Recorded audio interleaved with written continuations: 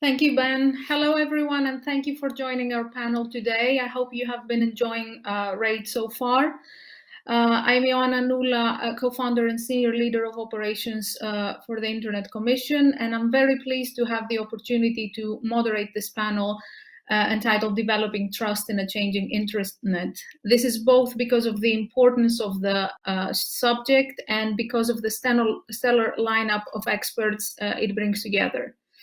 I know that our panelists bring a wealth of knowledge and nuanced thinking on the evolution of the internet and the digital environments as trust and safety issues become more pressing than ever, and the internet is opening its third chapter. So I would like to welcome panelist Christel Schaldemose, member of the European Parliament and member of the European Parliament's Committee on the Internal Market and Consumer Protection, Leonardo Cervera Navas, who is the director of the Office of the European Data Protection Supervisor, Maeve Hanna, partner at Allen and Overy, and Nick Seeber, partner and digital regulation lead at Deloitte. I would like to kick us off with a question I have for Nick. Nick, as the internet is changing, we are still witnessing a number of contextual and structural issues that shape our digital environments. And there are some persistent characteristics, such as the relatively little understood technological capacity of tech companies by users and policymakers. There is a message disconnect between civil society and the business sector, and a separate disconnect between trust and safety teams and design, the product design teams. So I wanted to ask you, how is the internet changing, and what's your view of how the user experience will change over the next 5 years? Thanks very much, Ioanna, and lovely to be here again, and such an amazing panel. So I've talked about this before. Deloitte does a lot of research on digital consumer trends. Recently, we published a global study with about 40,000 consumer respondents, which showed in short two things. Firstly, one, that there is a broad lack of trust in the digital space. And two, that consumers and business users are confused, and they're looking for governments and platform companies to take a lead in creating trust. So in terms of what we can do about it, I think there is some constructive support, I guess, I can add. And there are three things which I think maybe we should think about. First is about making it easier for ordinary users to resolve trust disputes quickly and at a low cost. So this is an element of the forthcoming Digital Services Act, specifically for content disputes. But I can envisage a big improvement to the trust in platforms if users feel that they can access an arbitration of trust at a reasonable cost. So I think this is about the commoditization of trust dispute resolution, and that I think is an important aspect of what users will find useful and valuable. You don't need to take it outside of the platform. You don't need to take it to a kind of a court or a law environment. You can resolve it quite quickly in a kind of retail manner. The second is about the professionalization of the trust function. So effectively, every company which has an internet business model, they use the internet to transact or monetize, they're going to have an equivalent of a chief trust and safety officer or similar. This is a really important function in any internet business, and that will continue to increase in prominence. And I would expect that the career path for individuals who are participating in that trust and safety function will be even more important, and giving that profession a really strong basis in all the different the understanding they should have around ethics, human rights, and a broader base outside of just simply the trust and safety policies or terms and conditions. I think increasing the level of professionalism in that function is a good thing for both users, platform companies, and the trust between them and the policymakers and regulators. And then the third, I think, is in terms of how we can increase the level of democracy in trust policy development. So something which we've talked about before and which I'm very excited about is the ability to use digital platforms to actually allow ordinary users to participate in policy development and increasing the level of, the wisdom of the crowd, if we call it that, the sandboxing of policy development with user input. For me, that would increase legitimacy. It would allow users to feel that they've had a part in shaping the policies which platforms use. It would also show that transparency to the regulators, which is obviously an important facet of lots of the new regulations. And then finally, it would expose the complexity, the fault lines and the areas of consensus which are emerging from that process. So I feel that that would be a very exciting development, that digital democratization of trust with users, business users, and platforms participating in a sandbox type environment. So for me, those are the three things which I think would be a really big improvement. Thank you very much, Nick. I would like to move to the next question, and I would like to ask Maeve, what will be the impact of soon-to-be implemented legislation across the globe regarding content moderation? And I will bring our attention and pay tribute, if you will, to Molly Russell and the inquiry into her suicide here in the UK, which concluded that there is a direct link between fatal harms and digital companies' algorithmic choices. It is treated as a landmark event that will affect the industry's response and relationship with regulators. So, Maeve, in your view, who is responsible and should be held liable when things go wrong? Yeah, I mean, I think that's a really important and really big question. I'm sure we'll hear lots of diverging views on it today. I think what's interesting at the moment and around debates such as the inquest that we've had in the UK this week is that the discussion really has moved on from should we be regulating or moderating content to actually how we should do that. So there is a development and a consensus that has stepped forward that there needs to be some form of regulation over content online. And I think when we place that in the context of the forum today, so looking at a change in internet, that does lead to real challenges for how you develop a regulatory framework around developing technology. And I think that leads to a shift in the dialogue. We're often talking a bit too late in the day about how to regulate technology that has been developed and implemented. And so I think we're starting with technology and we're seeing products be used, and then these issues and debates around regulation arising quite late in the day. And before I come on to who should be regulating and how, I think it's important also to talk about the journey to date. I mean, quite often what we've seen where there has been a lacuna in the technology that's been developed and the laws that apply is a real discussion around ethical frameworks. So we saw that with data ethics, AI ethics, and we're now seeing a discussion around metaverse ethics as well. And that is important, but I don't think it's really sufficient to put in place the protections that we need. So I guess if I start by unpacking your question, who can be taking responsibility for moderating online content? I mean, there is a role for individuals here as well. I don't think really there will be any doubt around the importance of regulating illegal content and making individuals responsible for the illegal content that they upload.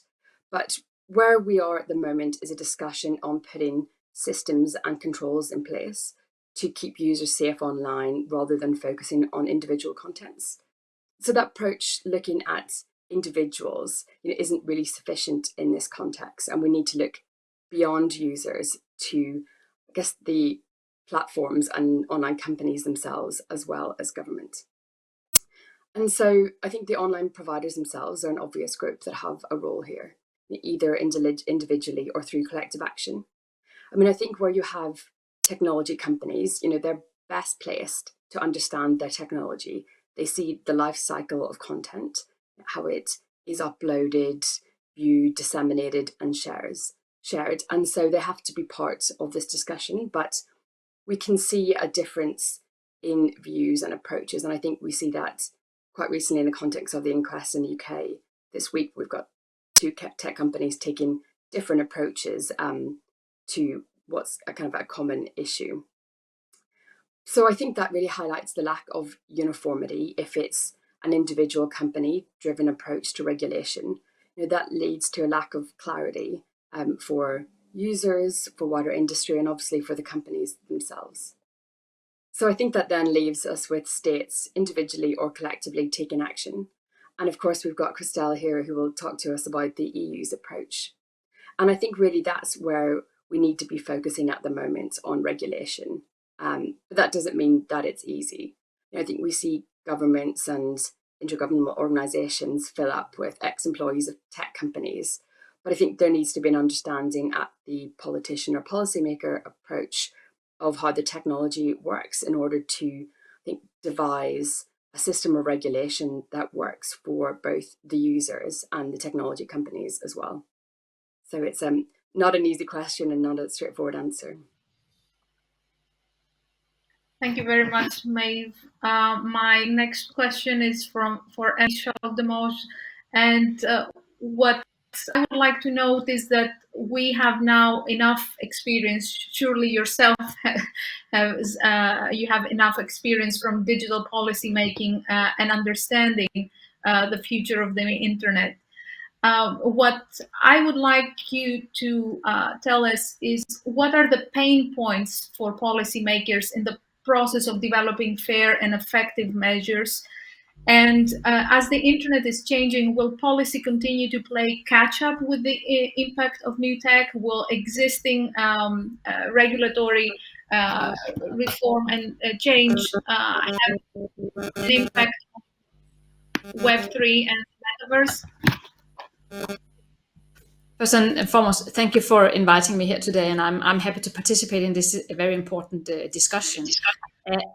Well, the thing is that it's what can we do and what must we do? First and foremost, let me say that I think that in EU at least we have learned that we might have been too slow to regulate platforms, also when it comes to content. So, but it's difficult because at one hand, when things are new, we would like to give room for innovation, and we don't know what will work and how will it develop. But on the other hand, once we start seeing some tendencies and issues and problems, we need to regulate.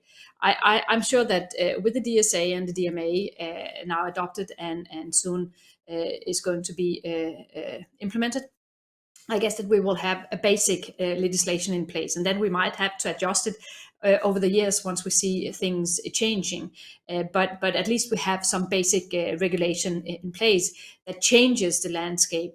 Because before the DSA and the DMA, we had this e-commerce directive, which ultimately said that the platforms had no responsibility for what is going on online on the platforms. They just earned money, but they didn't have to do anything to regulate or to monitor or anything, at least not something we have told them to do. And with the DSA and the DMA, we are now getting tools that can help us.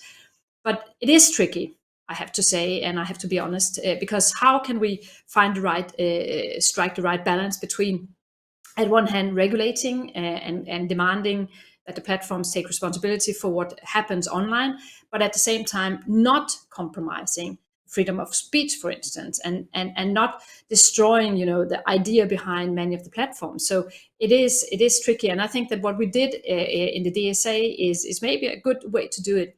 We have said that we want the platforms to become more responsible. They have to look into the content. If they find things that are illegal, it needs to be taken down. But we are also moving a little bit into harmful content. That is, of course, the tricky part, because some harmful things can be legal, even though they're harmful.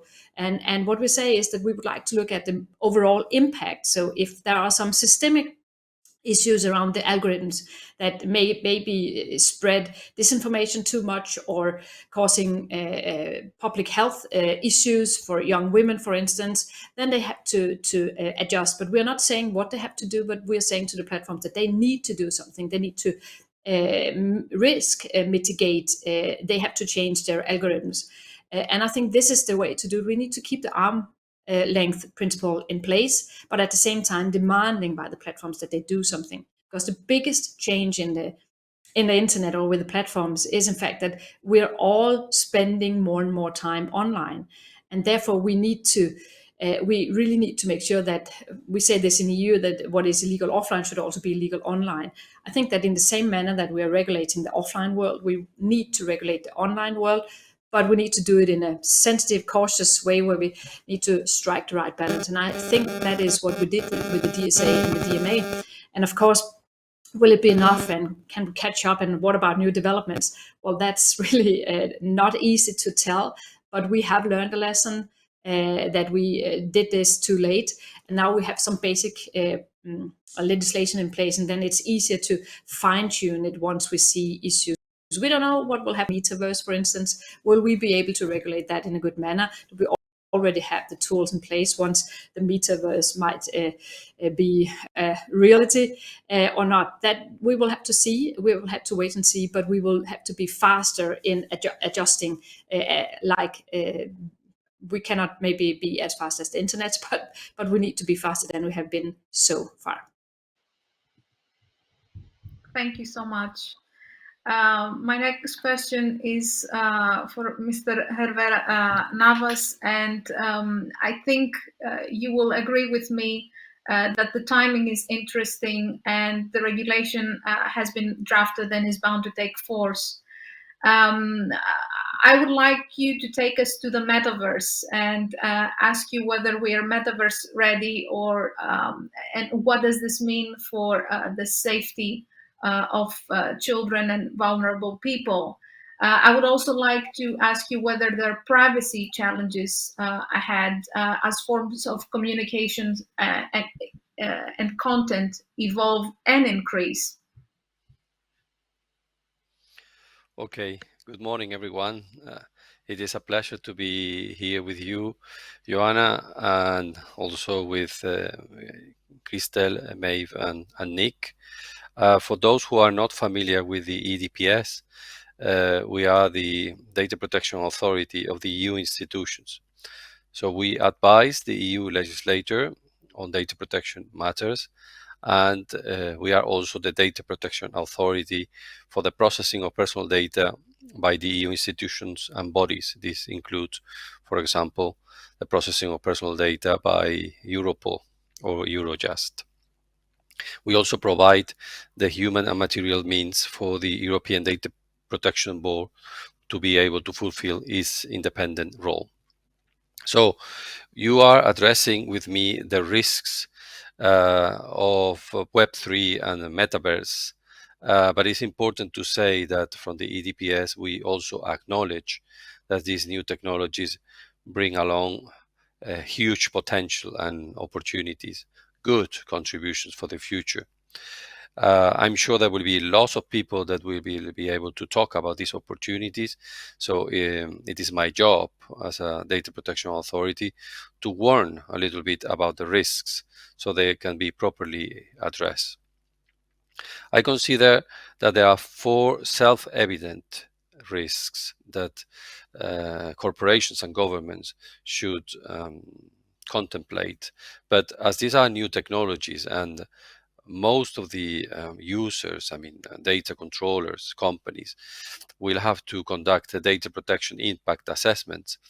It is clear that as soon as these assessments are done, new risks will appear. But there are 4 that are quite straightforward, self-evident. Everybody can understand them. The first risk is profiling. These new technologies are supposed to give data subjects, citizens, more choice and more transparency. But if we consider the way that the successful business models are operating today in the Web 2, we are more likely to see the opposite.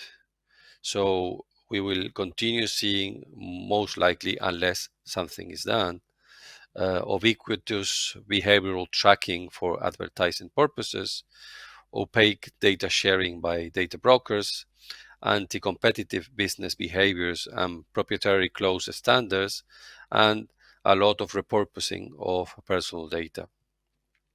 If you think that the metaverse will be more tightly integrated in our daily life, if we see now a big impact on our lives for all these practices, imagine what will be the impact if we continue with these practices in a more integrated metaverse. So we need to be ready to see more profiling and more complex connections of the various stakeholders. So this will make it very, very difficult for citizens to understand what's going on and how and before whom to exercise their rights. So this will also give rise to governance issues.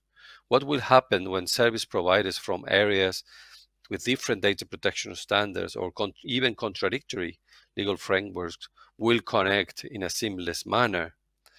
This is a point where also data protection authorities will need to cooperate more closely. So this is the first risk, more profiling. The second risk is more security issues. What we have already now, but they will be maximized with a more metaverse integration. One of the main problems is that for these ecosystems to function properly, we have to allow small scale entities to participate in the ecosystems, and they may not have the resources to ensure that their products are sufficiently safe and protected from cyber threats. So it is necessary, it's a matter of public policy to introduce resources and incentive for these small scale entities can function equally secure.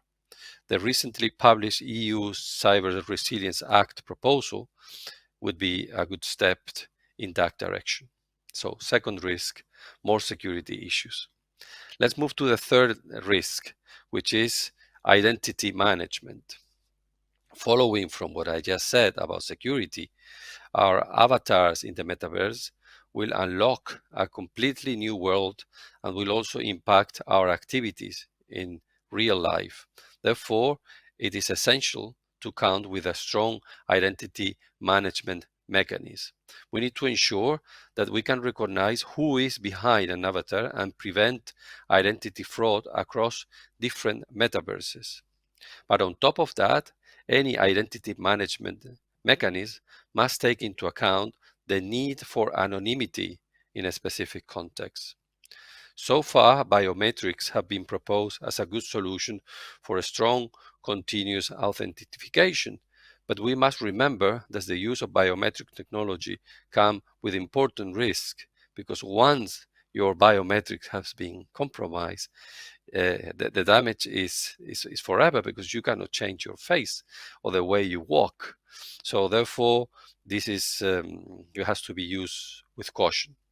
And the fourth self-evident risk that I would like to mention, and then I would like to conclude, is deep fakes. So if we already now, with the technology that we are using, start to be a little bit scared about deepfakes, imagine what could happen with these technologies evolve. So they can be a big disruption for the internet of the future. So something needs to be done to stop these deepfakes from the public policy perspective. In conclusion, so it is clear that these self-evident risks constitute a threat to the sustainability in the medium and long term of the so-called metaverse.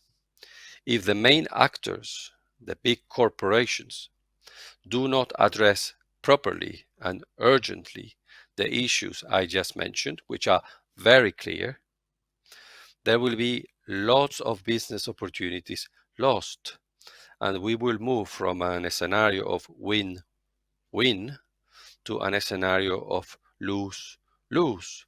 We have already experiencing lose-lose scenarios today in the Internet 2.0, so to say. So I would like to call on the responsibility and the self-interest of the big corporations to do the right thing now. So they have to look at the big picture, and they have to work together on a standardization, on privacy by design, to ensure that there will be some basic safeguard and privacy by design features in the future of the internet.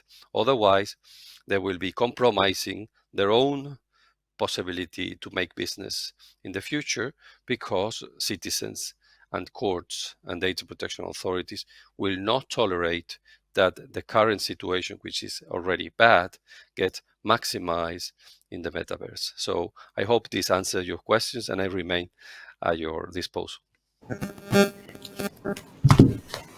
Thank you very much.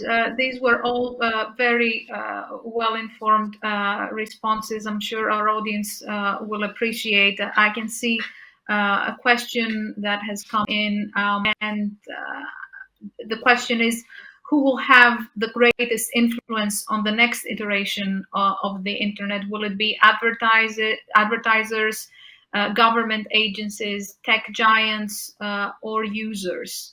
And I would like to add to that, what do you think the experience of the user should mean for companies? Where do you think, do you think that a feedback loop is needed in order to improve experiences and minimize harms? I'm not sure whether someone wants to pick the question. Maybe Nick sounds, yeah. I'm happy to take a first punt at it. So I guess building on Leonardo's point about self-interest, I think there is absolutely a perspective that users and the choices which users make in their own self-interest will have a huge impact on how companies should react. So we're already seeing that a lack of trust in platforms can lead to a very important impact to their bottom line. So, you know, the future of internet regulation, we think, is one which is about compliance as competitive advantage. It's a narrative we've been talking about for a while now, and the provision of trust mechanisms which users can see and benefit from is going to be a hugely important commercial part of running any kind of platform online. Thank you, Nick. Anyone else who would like to respond to that? Or we already have more questions, and I have one that I would like to be answered. And again, it relates to the metaverse, and we see big companies, big tech companies, positioning themselves as pioneers of the metaverse and brokers of virtual real estate infrastructure. What do you think will be the impact on competition and human rights, and how will vulnerable users be affected? Maybe Christel, you would like to take this? Oh, that's a huge question, honestly. It's at this stage, I think it can be difficult to tell the consequences or the impact. We will have to wait and see how it works. But there's no doubt that privacy, as Leonardo told us, will be, you know, at least in EU, if you are going to do business in EU, you have to comply with the privacy regulation, you have to comply with the DMA, the Digital Markets Act, and the Digital Services Act. But how it will impact consumers and society, it's difficult. There's no doubt. I think that the development you asked also before, I believe that the development of the internet and the platforms is primarily driven by the companies themselves. We make regulation, but very often on the basis of what we have seen and not so much about what we guess will come. So they will have to develop all the time to find new ways to earn money, and the metaverse is definitely, virtual reality rooms will probably be the new one. And of course we need to consider all the things that both Leonardo and Nick talked about, so there's no doubt that we will have to look after this. I think that we have a lot of legislation in place in the EU at least, but we don't know for sure whether it will be able to fit the world of the virtual reality, the metaverse. We will have to see. So honestly, I don't know, but we will keep an eye on this, and we will not want the internet to become a place where people's fundamental rights are not taken care of. And one of the things we're talking very much about is of course privacy, but the other thing is also the right to speak freely.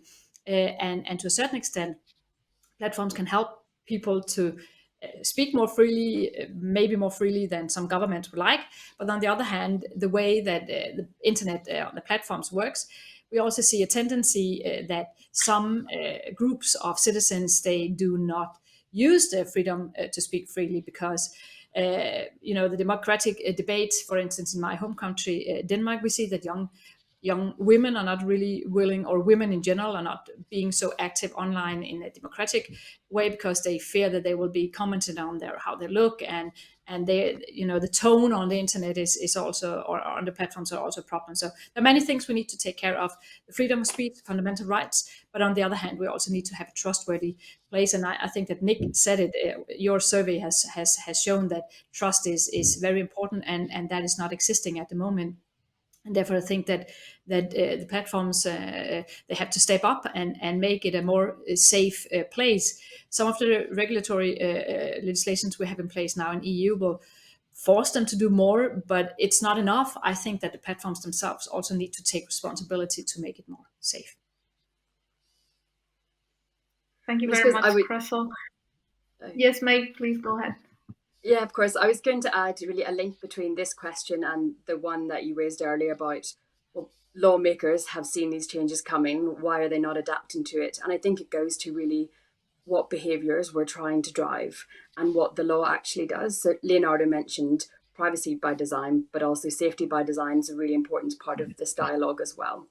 And if you legislate to force improvements and focus in that area, and then also particularly focused on outcomes.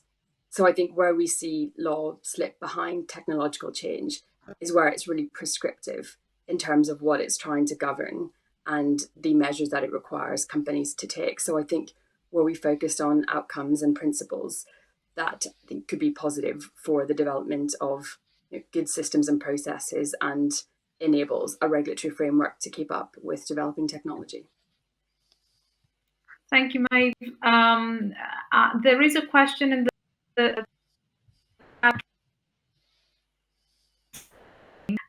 how anonymity and strong identification mechanisms can coexist.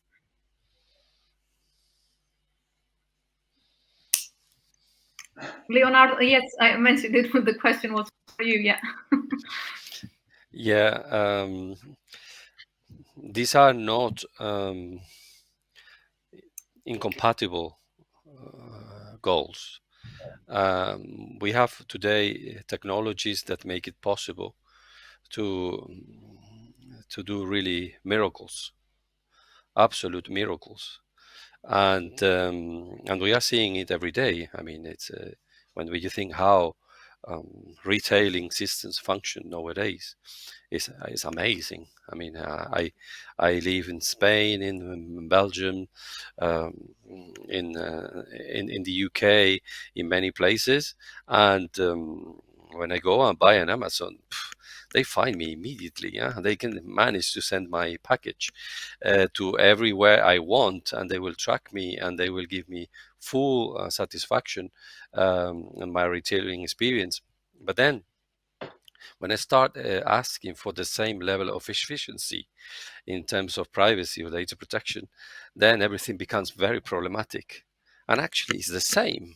I mean, it's just applying technology to achieve a goal. And this is something that calls for a deep reflection by big corporations and governments, that there are some issues where the solution is not competing, is cooperating. So it is absurd that big corporations will be competing about how to deceive data protection legislation, rather than why don't they cooperate on how to achieve data protection compliance? Because this is in the law. There's no way out of it. So the competition should focus on things where companies have a say, but not on things where the law has a say.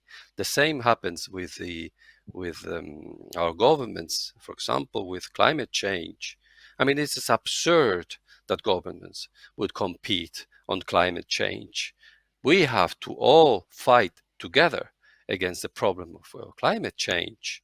Once we have agreed on that, then we can start competing on other things. But this is a fundamental governance issue that we have to address as a mature society. And that's why I call a really serious reflection for big corporations to start cooperating on a standardization, codes of conduct, and privacy by design and by default to address these issues jointly. And these issues can be addressed, trust of citizens can be regained, and there could be a win-win for everybody. Thank you, Leonardo. And I see Nick has raised his hand to follow up, and then Christel, I can see you as well. Just a quick one. So you asked about anonymity online, and I do think this is a binary choice, and it's an impossible choice. So strong encryption provides people with complete anonymity, but it provides everyone with anonymity, whether you are a criminal or an abuser or a dissident. And if you don't have access to strong encryption, then you have no protection against bad governments, albeit with good governments and democratic protections, available to you.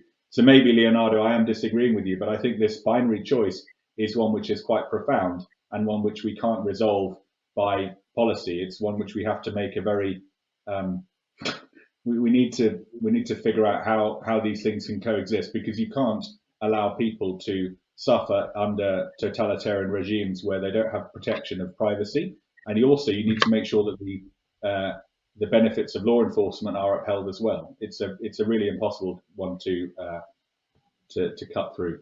Christel, though, I want to pass to you. No, but I was going to say more or less what you said, Nick, because at one hand, I agree with Leonardo. It should be possible, but on the other hand, we also know that it is difficult.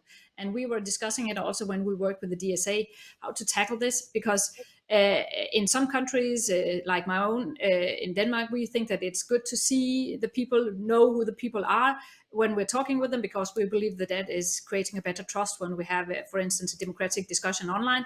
On the other hand, then we have other countries in EU, I will not mention them, but others where it might be a little bit more tricky to speak out freely and, for instance, criticize the government, and therefore anonymity can be a tool for them. So it is truly, truly difficult to find the right balance here, and even though I'm a very big fan of privacy, and I also understand that we have rights sometimes to speak without people knowing who we are, then on the other hand we also have other issues to protect. We need, for instance, we're now discussing child this CSAM legislation coming in, misuse of children online. How can we find the people behind it if we are not having a chance to find them because they're completely anonymized, or there is a decryption? So, in many ways, I do believe that this is tricky, and there is not a single solution that fits everything we're doing. So we need to discuss. In certain areas, we might be more open, and others we might not. So we have to discuss it. But there's no doubt that in general, privacy by design is good, but we have also public interest at stake that we need to consider. So it's really, really tricky, and we need to discuss it. Leonardo wants to respond. Leonardo? Thank you. Yes. No, I take your point, Nick. And also I perceive some frustration from what you're saying, which I fully understand. But I think we are all here pursuing the same goals and objectives. And I think the first thing we should do, really, we should make an effort to not use these binary expressions or these binary worlds, because this is not helping. So it is not true that you have to choose between privacy and security, that they are incompatible, that in order for being able to survive to the terrorist attacks and the Armageddon, we have to completely surrender our privacy online. This is simply not true. And the same applies to the competing interest of encryption and anonymity. Of course, as Christel says, it's tricky, and sometimes we have to find difficult balances, but they are not incompatible. There are clear situations where encryption should be the rule, and not having encryption should be a crime.